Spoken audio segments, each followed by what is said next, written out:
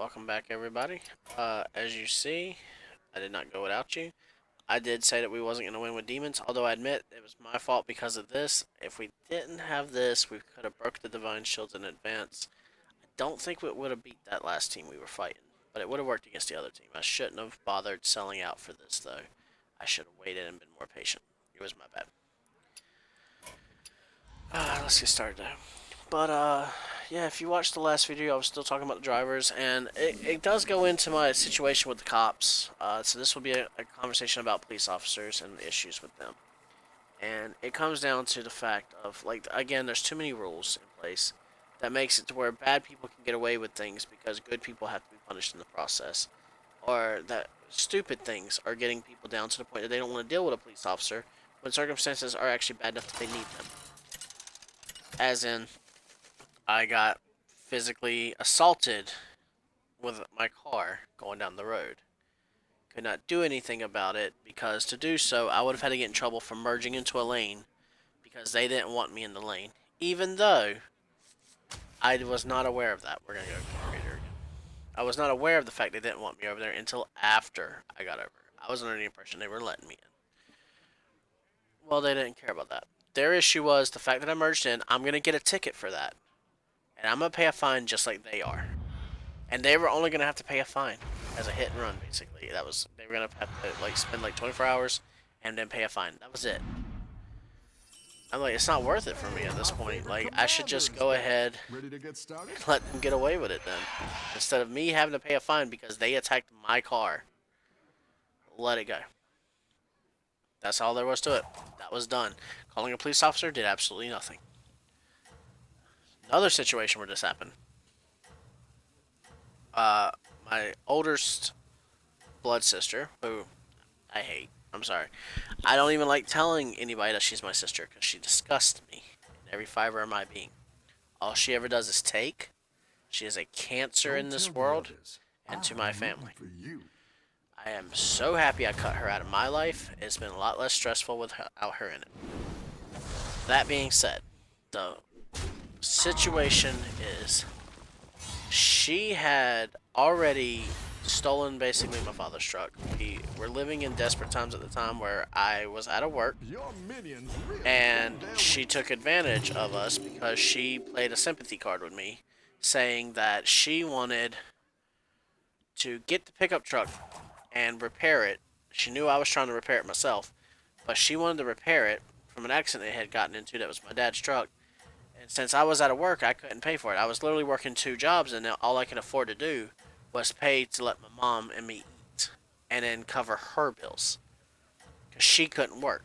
So I had to pay her bills for her, and I couldn't even afford to pay the rent. My little sister had to pay the rent, while I paid for everything else. Like, I had to pay for the food, and I had to pay to maintain the car on a regular basis, as well as paying for the storage buildings and all this other stuff for my mom, and paying for her card stuff.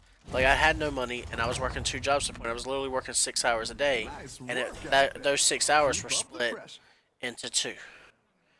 Like, 3 hours now I can sleep, and 3 hours now I can sleep. It was not a set 6 hours. I wish it was. I do. I want to buy this, because I want to buy this next turn, and every buff I'm still going to put on this, but this way we can power him up. So, knowing the situation where I have no money, my mom is constantly starving, and nothing we can do about this, she comes over and convinces me to let her get the truck for her son to drive it. She's going to repair it, under the pretense and promise that after the truck has been repaired, after I've gotten the money to pay for all the repairs they put into the truck, I can buy the truck back for the cost of the repairs. She will not sell the truck. She will not scrap the truck. She will only repair the truck. And I got first dibs on getting the truck back. She cannot sell it to anybody else but me. So it's locked in, and I'm like, you know what? There's no flaws to this deal. Like, as long as you uphold to this, there's no way for this to go wrong. So have a deal. Like, I will completely sign off on this, and I will let my nephew get the vehicle so that it can be repaired, so which is what I was gonna do anyways. It's just y'all are gonna repair it, and I'm gonna pay you back for the repairs. This way, the vehicle can be used, and he can have a vehicle. So she's playing on my generosity to the family, because that's something that my dad tried to instill into us: is that family comes first, right? We need to be there for each other.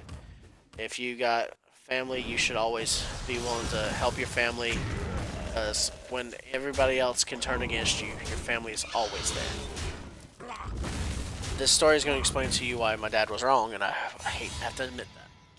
Because what I find out way later is that the vehicle has been scrapped, and that she said it couldn't be repaired, so she scrapped it, and that she did it because she knew I wasn't gonna ever repair it anyways, so it didn't really matter. And I'm like, okay, well that's not true. I was going to repair this vehicle. I would have already repaired the vehicle. I just didn't have the money to repair the vehicle yet. And you took it upon yourself to take that right away from me. Made me really mad, to say the least. And then I find out that it happened a lot sooner than I thought. And in fact, I didn't find out until we had a signed contract. Because I literally exchanged the truck with her for $1. And that was what I was supposed to pay back. I was supposed to pay the fees for the repair and $1 to get it back. And so we signed the contract and had it notarized and everything. I then come home and I put it in a book bag in my room to keep it hidden away so that nobody would find it. You know, my room was a mess at all times, so I didn't think anybody would be able to go dig around for it.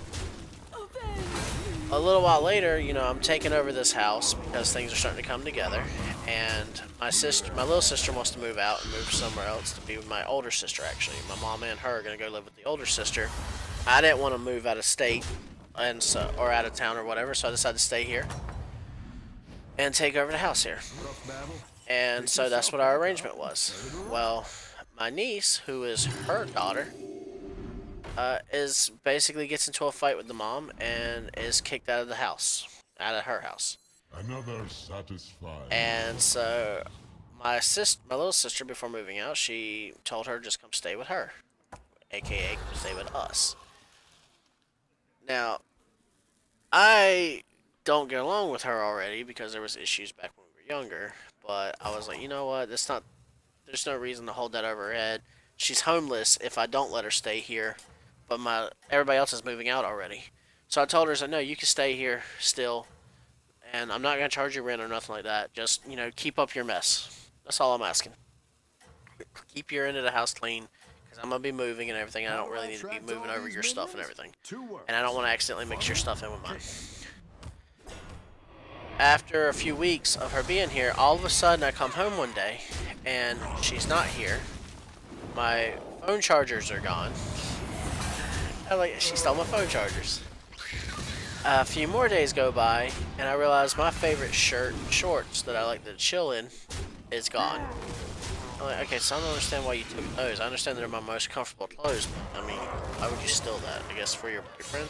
But that's messed up because, yeah, I let her boyfriend move in too, apparently. What it was is that they'd spent this entire time over here because the most important thing that went missing was found after. I found out that it was missing afterwards.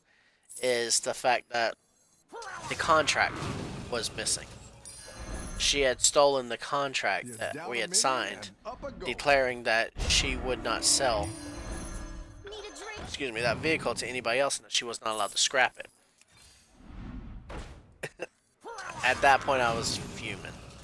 Because I was like, I cannot believe you took advantage of me in such a horrible way as to literally lie in my face saying that you would not do this, for one, and then to take and throw your kid out in the street so that she would steal from me for you. Because I'm not necessarily always known to be a compassionate person, so to think that I would have taken her in was rare already, but I did. And then to repay my kindness for you not having to live in the street, you went and ransacked my room and found this. It took you 2 weeks to find it. You took it, and then you took off with extra stuff and just disappeared. That was my niece. That was my family who robbed me blind. Her mom. Her mom is a two-faced snake who doesn't care about anybody but herself. And so I lost my dad's truck, which was very, to me, it was priceless because it was my dad's. Like, my dad was my world. And with him gone, it was super devastating. And to know that I was taken advantage of in the same kind of way that my dad normally got taken advantage of by his family. That I used to pick on him for all the time. For it's like, I can't believe you were foolish enough to buy into the fact that just because that's your brother or just because that's your sister that they're gonna do good by you. It's like, you should know better by now. I used to pick on him for that, and then I'm sitting right here making the exact same mistake, and I'm just like, I'm so mad at myself for that, right? Well, I mean, obviously there's nothing that can be done about it now, but at the time I was just like, I can't, I'm so livid. We are gonna lose this. This is so bad. Do I go ahead and take the triple, or no? We're gonna try to survive at least one more turn. If we do survive this turn, we're going to buy both of these. We're going to put him down first so that he can get this. And then we're going to put this down and buff all of the minions at the same time. That's why I don't want to buy that yet. Because for one thing, we don't know what we're going to get next. And if we get something that we can't play on this field, we lose. Automatically. Like, it's a guaranteed we lost. The only thing that we could have gotten that I could see that would make up the difference is if we could get the Divine Shield magnetized, but I don't think we're going to get that. And even if we might get that, I am not willing to play that big of a gamble at this point. Right now, we get a +3 to the very beginning blast before the fight even starts. We still have a taunt. Everybody's been buffed. We just gotta try to survive. We don't have to win. We just got to survive. That was a terrible hit for us to try to survive this. We gotta kill him. That's the most important one. Actually, no, it doesn't matter. We got to tie, and that means we're not. We lost. Okay. This was a short video, guys. I'm sorry. That was a very horrible run. We took 8th place right off the bat, and honestly, I don't think we was doing that bad. That's embarrassing that we've lost so fast. That was not a great field either. I cannot believe how badly we got decimated here.